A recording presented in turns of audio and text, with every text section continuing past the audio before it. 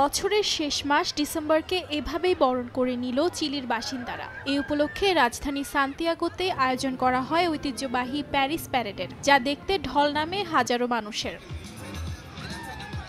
Mickey mouse থেকে শুরু করে স্পাইডারম্যান, প্যারেডে আরও দেখা মিলেছে টয় স্টোরি, লায়ন কিং এর সিম্বা, লিটল মারমেইড, কার্স সহ বিভিন্ন ধরনের কার্টুনের অবয়বের দানবাকৃতির বেলুন, পতাকা ও রিবন নিয়ে বিশেষ ধরনের নৃত্য প্রদর্শন করে শিল্পীরা। পরিবেশের 4টি উপাদান মাটি, আগুন, বায়ু ও পানি ছিল এই প্যারেডের মূল বিষয়বস্তু।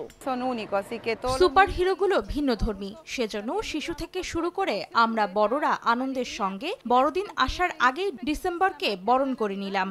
জীবন কঠিন হওয়া সত্ত্বেও এই জিনিসগুলো আমাদের জীবনের চালিকা শক্তি হিসেবে কাজ করে।